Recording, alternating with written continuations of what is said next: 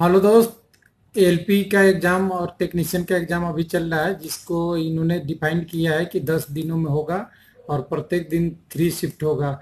लेकिन यहाँ मेरा इससे रिलेटेड वीडियो नहीं है।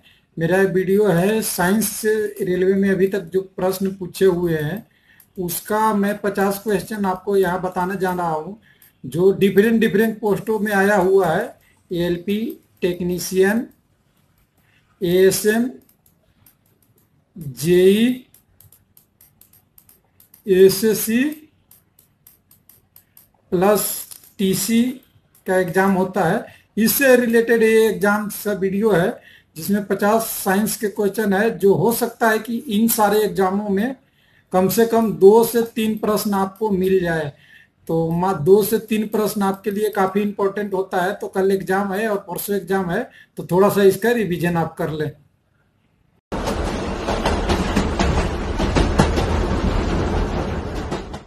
रेल एवं मेट्रो रेल से संबंधित किसी भी वीडियो को सबसे पहले देखने के लिए रेलवे लाइव एलपी चैनल को सब्सक्राइब कीजिए, साथ में शेयर करना मत भूलिए। अभी हम जल्दी जल्दी से प्रश्न बोलते जाते हैं। अब देखिए, प्रश्न संख्या 1 से शुरू हो रहा है। What is the value of knee voltage of silicon diode. तो ये इलेक्ट्रॉनिक्स कम साइंस का क्वेश्चन होता है।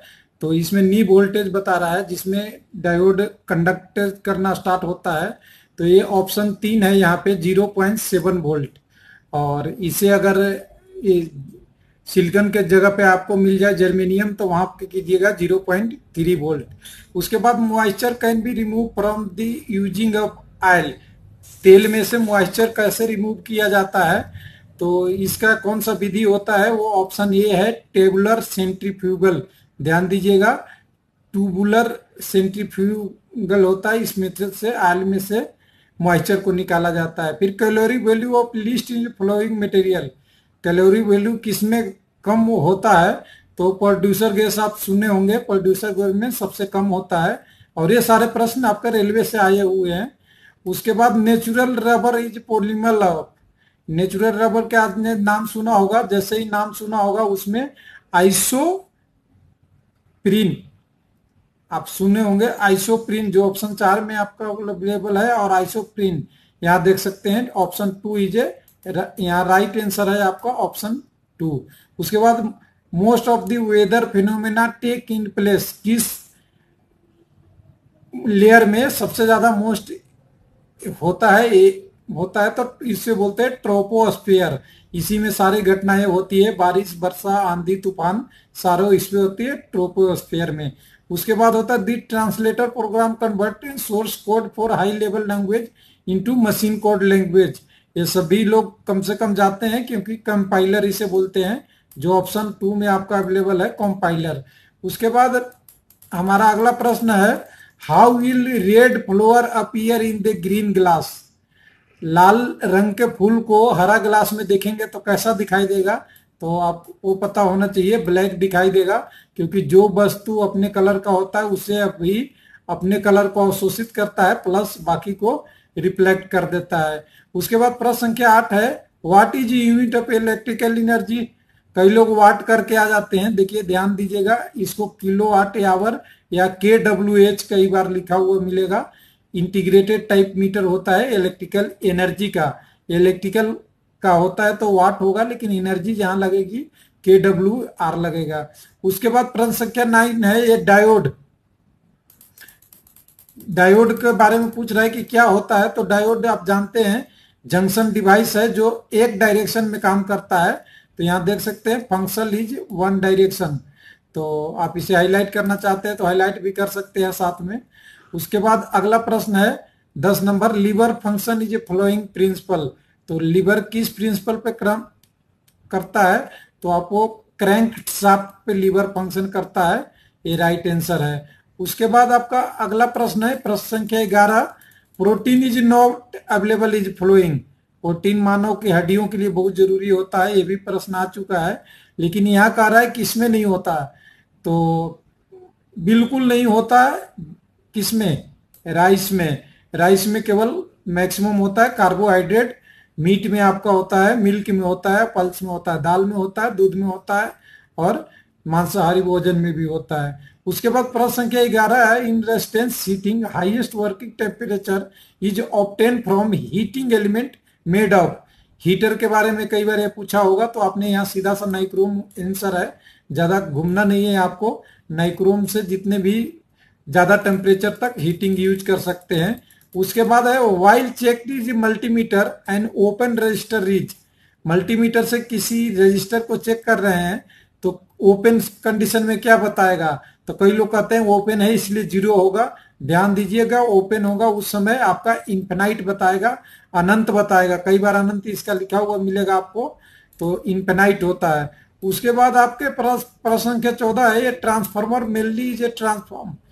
ट्रांसफार्मर क्या बदलता है, किसको ट्रांसफॉर्म करता है, तो ध्यान दीजिएगा, वोल्टेज को केवल बदलता है, कम वोल्टेज को ज्यादा में और ज्यादा को कम में, और वो भी एसी वोल्टेज को। ध्यान दीजिएगा, डीसी वोल्टेज को नहीं, डीसी पे काम ट्रांसफार्मर नहीं काम करता है।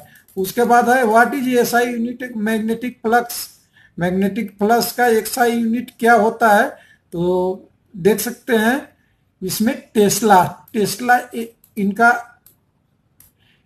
यूनिट है। और अभी कभी आप एमआरआई करने जाएंगे तो 3 टेस्ला 2 टेस्ला होता है, तो समझ सकते हैं वो मैग्नेटिक फ्लक्स के द्वारा ही आपकी एमआरआई स्कैन भी किया जाता है। उसके बाद प्रश्न संख्या 16 है, अलाउ कॉपर और जिंक। कॉपर और जिंक को मिला देंगे तो कौन सा मिश्र धातु बनेगा, वो आपको बताना है। तो कॉपर और जिंक के मिलने के बाद क्या बनता है, ब्रास। तो यहाँ आपका ऑप्शन होगा 4। उसके बाद प्रश्न संख्या 17 है, temporary hardness in water due to person. तत्काल हार्डनेस मतलब सॉफ्ट हार्डनेस किसके द्वारा होता है, किसमें, पानी में। तो पानी में हार्डनेस की प्रॉपर्टी पढ़ेंगे तो कैल्शियम बाइकार्बोनेट, ऑप्शन देख सकते हैं, ऑप्शन 4 में अवेलेबल है। कैल्शियम कार्बोनेट के कारण से टेम्पोररी हार्डनेस होता है। और मैग्नीशियम सल्फेट, कैल्शियम हार्डनेस और कैल्शियम सल्फेट अगर यूज करते हैं तो ये आपका हार्डनेस होता है, लेकिन ये परमानेंट होते हैं। Which of the following not is a noble gas. बिल्कुल देखिए, अक्रिय गैस आपने पढ़ रखा होगा, तो इसमें हाइड्रोजन अक्रिय गैस की श्रेणी में नहीं आती है। और बाकी नियोन, आर्गन और हीलियम। और नियोन के बारे में कई बार पूछा जाता है कि लैंप जो होते हैं उसमें कौन सी गैस भरी हो रही आती है, तो ये तीनों भरे हो सकते हैं, क्योंकि तीनों अक्रिय गैस है जिसको नोबल गैस बोलते हैं। उसके बाद प्रश्न संख्या आपके पास 19 है, which is a flowing vitamin is suitable soluble is water. पानी में घुलने वाला विटामिन निम्नलिखित में कौन सा है। तो कभी भी अगर प्रश्न आ जाए तो विटामिन सी के बारे में आपको पता होना चाहिए। विटामिन सी पानी में घुल जाता है, और इसका मेन सोर्स क्या है तो आपको पता होना चाहिए। नींबू, संतरा, ऑरेंज वगैरह जितने भी इसके श्रेणी के फल होते हैं उसमें विटामिन सी पाया जाता है। और विटामिन सी के कमी से कौन सी रोग आती है, वो भी होता है, आप ध्यान दीजिएगा, स्कर्वी। विटामिन ए से आपका विटामिन ए से रक्तवृद्धि होता है, के से रिकेटस होता है, हड्डियों की कमी के कारण होता है, वी से कुछ सेक्सुअल बीमारी टाइप से होता है। तो इस टाइप से आपको ध्यान रखना है कि एक एक क्वेश्चन को आप करते जाएंगे। प्रश्न संख्या 20 है, which is main constitute of bone of teeth. दांत में कौन सी पदार्थ सबसे ज्यादा होता है मेन रूप से, तो आपको पता होना चाहिए जो हड्डियों में होती है वही दांत में भी होती है, जिसे कैल्शियम बोलते हैं। उसके बाद आपके पास है, in blood pressure highest point is upper reading is called. Systolic और सिस्टोलिक और डायस्टोलिक आपने सुना होगा, लेकिन यहाँ आपको बताना है कि इनमें से कौन से होता है। तो आपको सिस्टोलिक होता है हाईएस्ट, सिस्टोलिक होता है हाईएस्ट, और उसका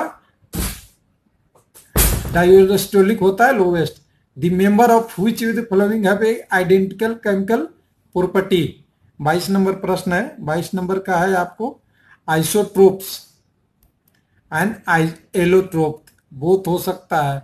ध्यान दीजिएगा, द मेंबर ऑफ, दोनों को मैं हाईलाइट नहीं कर पा रहा हूं, देख लीजिएगा थोड़ा सा। तो ये दोनों का ऑप्शन है, isotopes and allotropes. Chemical name of plaster of Paris.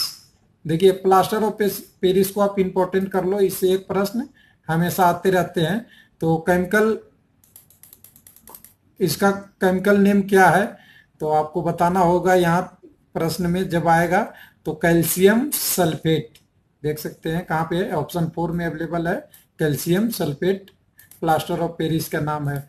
उसके बाद है टू ऑब्टेन एफीएनएफओ APO from Fe2O3 for reducing adherence using to upper part of the blast furnace। इसमें जब आयरन का है, ये आयरन से रिलेटेड है, Fe आपका आयरन का कोड है, फिर आयरन ऑक्साइड और फेरस ऑक्साइड वगैरह से रिलेटेड प्रश्न है। मुझे ज्यादा इसकी केमिकल कंपैरिजन नहीं पता होता है, लेकिन 24 में इसका 2 होता है, ऑप्शन है कार्बन मोनोऑक्साइड। इसको ध्यान दीजिएगा, इस प्रश्न को आप अच्छी से आप कर लेना, हमें पता नहीं है ज्यादा। उसके बाद है हु डिस्कवर्ड न्यूट्रॉन, तो न्यूट्रॉन की खोज किसने किया था, तो बिल्कुल आसान सा सवाल आया है और ये हर बार आता है।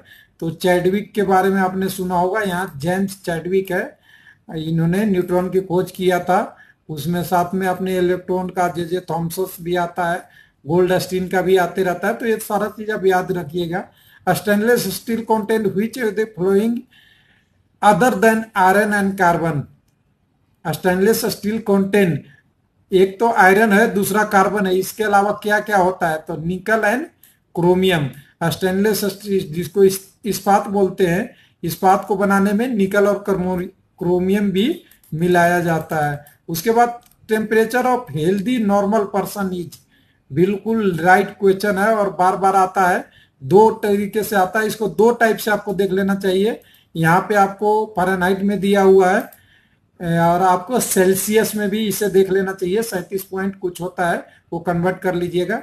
उसके बाद है रेड ब्लड कैप्सूल आज फॉर्मेड इन बोन मेजो में, जानते हैं लाल ब्लड कण कहाँ पैदा होता है, तो बोन मेरो में होता है, अस्थिमाजा, हिंदी में अस्थिमाजा बोलते हैं। Which is following is acidic oxide, प्रश्न संख्या 29 है। एक्सीडिक ऑक्साइड क्या है, तो CO2 को एक्सीडिक ऑक्साइड के प्रॉपर्टी में रखा जाता है। उसके बाद the part of brain known is plain memory, अपने दिमाग में किस भाग में मेमोरी रखा जाता है और रहता है, उस पार्ट को नाम क्या है यहाँ बताना है, तो सेरिबेरम। तो अब यहाँ देख सकते हैं सेरिबेरम, अगर मिस स्पेल हो तो आप करेक्ट कर लेना।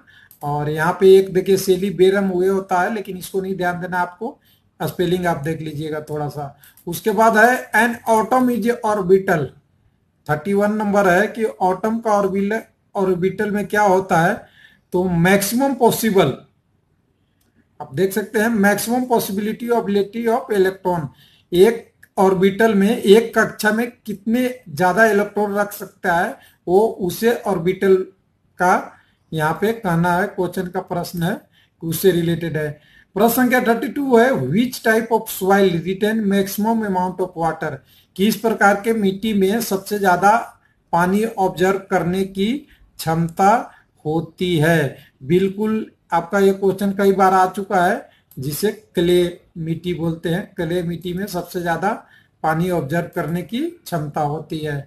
उसके बाद आपका है मूल इज हाइब्रिड, मूल जो होता है घोड़े में ही एक प्रजाति होता है, ये फीमेल क्या होता है, इसका आपको बताना है किसका हाइब्रिड है, तो मेल हॉर्स होता है, यहाँ मेल हॉर्स आप ढूंढ सकते हैं, और फीमेल डंकी, मतलब मेल घोड़ा और फीमेल गधा दोनों का मिला हुआ जो बनता है उसे मूल बोलते हैं, उसका मतलब बच्चा जो पैदा होगा उसे मूल बोला जाता है, यहाँ ध्यान दीजिएगा। उसके बाद आपका प्रश्न संख्या 34 है लूनर एलिप्स ऑकुर व्हेन, चंद्र ग्रहण कब लगता है, तो चंद्र ग्रहण सूर्य ग्रहण इस महीने भी लगी थी, तो आपको पता होना चाहिए इसमें चंद्र ग्रहण सूर्य ग्रहण से रिलेटेड कि चंद्र ग्रहण जब भी लगेगा कि पृथ्वी चंद्रमा और सूर्य के बीच में आ जाएगी, तो earth between the sun and moon, देख सकते हैं पहला ऑप्शन है earth between the sun and moon, पृथ्वी का प्रकाश पृथ्वी सूर्य के प्रकाश को पूरी तरह से चंद्रमा पर जाने से रोक देता है, और जितना भाग को रोकता है उतना ही भाग में चंद्र ग्रहण लगता है। उसके बाद बोलते हैं electrification in rural area can be done better and cheaper rate of through. बहुत ज्यादा आजकल क्वेश्चन आ रहा है कि गाँव में बिजली को अगर बढ़ाना है तो क्या सुविधा होने चाहिए।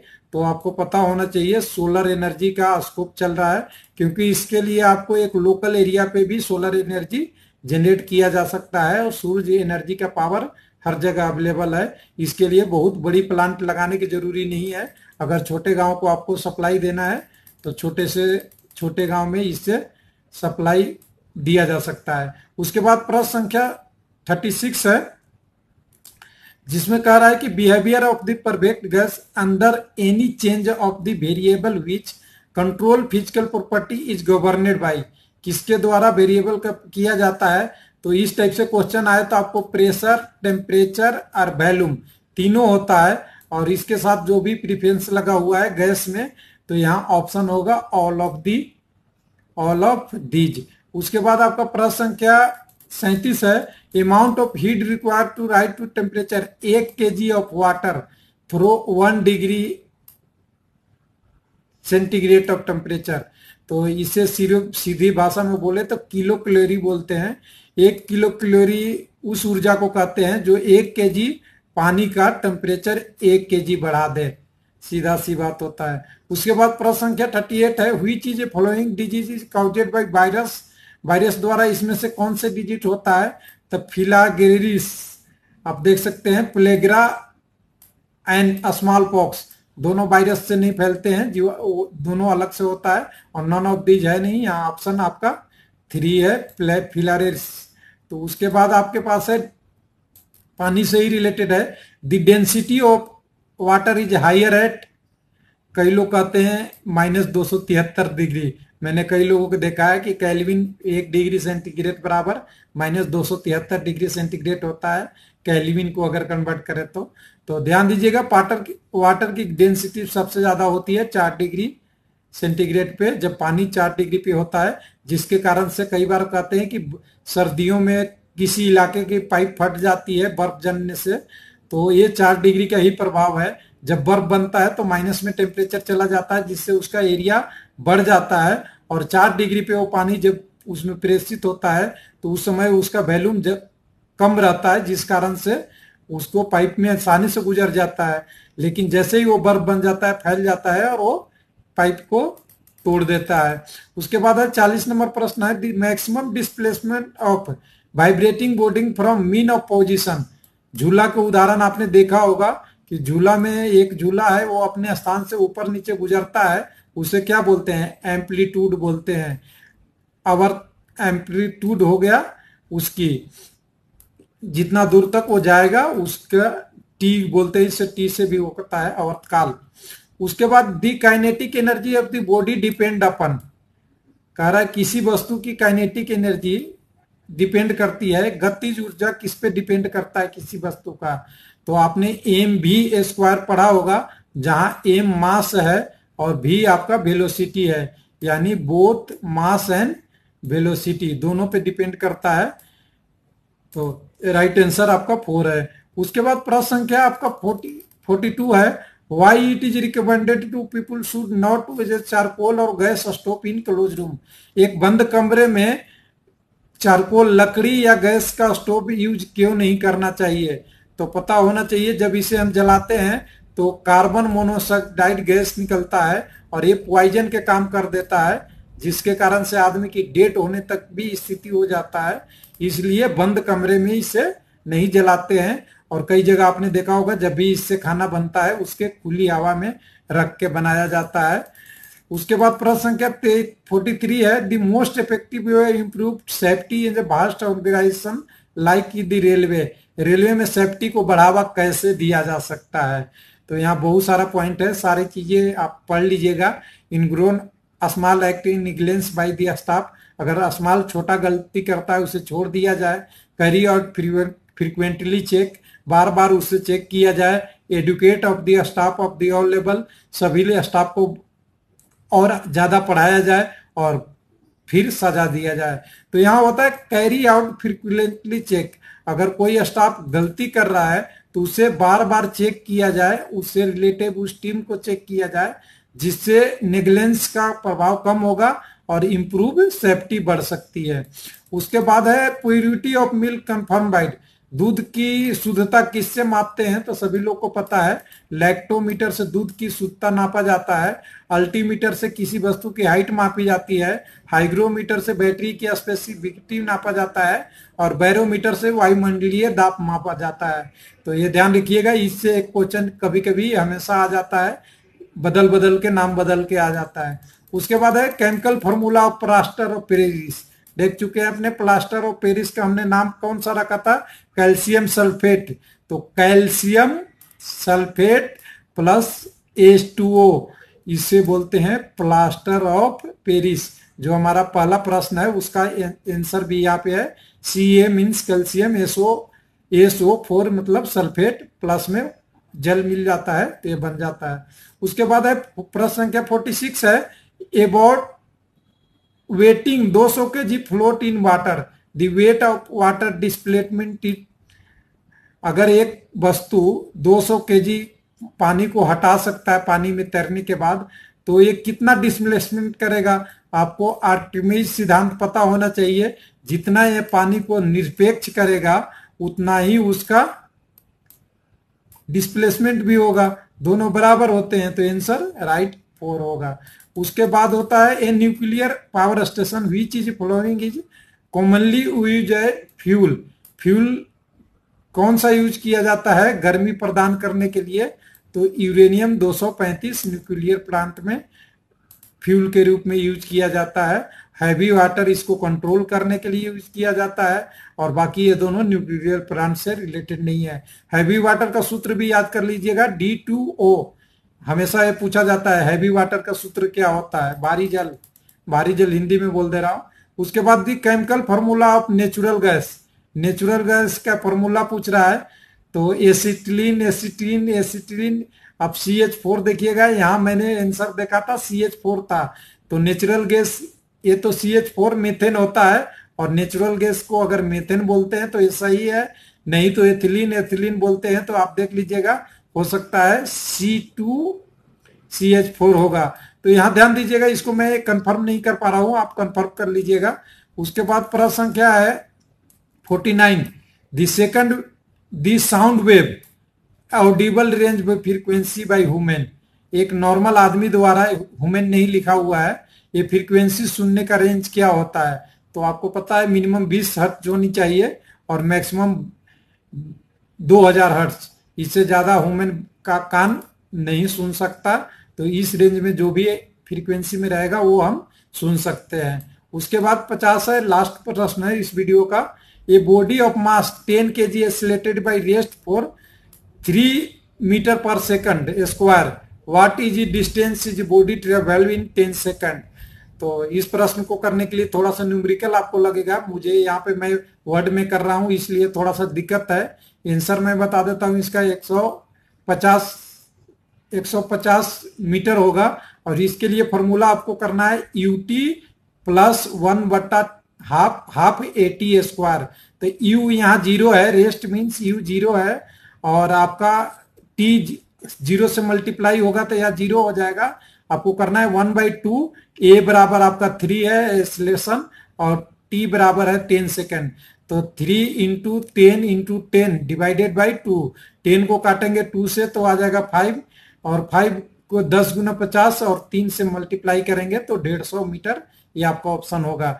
तो ये ध्यान रखिए कि रेलवे के एग्जाम में सारे प्रश्न आए हुए हैं, और मैंने बिना प्रैक्टिस किए हुए भी एक नेचुरल वे में बताया हूं, क्योंकि मैंने प्रैक्टिस करता था थोड़ा टाइम लग जाता, इसलिए मैं एग्जाम के समय जल्दी आ गया। ये सारे प्रश्न को एक बार आप देख लीजिए, अगर आपको दोबारा देखना चाहते हैं तो वीडियो में रोक के भी देख सकते हैं। मैं एक बार प्रश्न फिर से दोबारा आपको दिखा देता हूँ 1 by 1 करके। तो इससे आप इसका यूज करके आगे की एग्जामों में कभी भी, इसका साइंस कहते हैं ना, साइंस का प्रश्न लॉन्ग टर्म प्रश्न होता है और हर समय काम आता है। तो इसको एक बार प्रैक्टिस कर लीजिएगा। थैंक यू, धन्यवाद।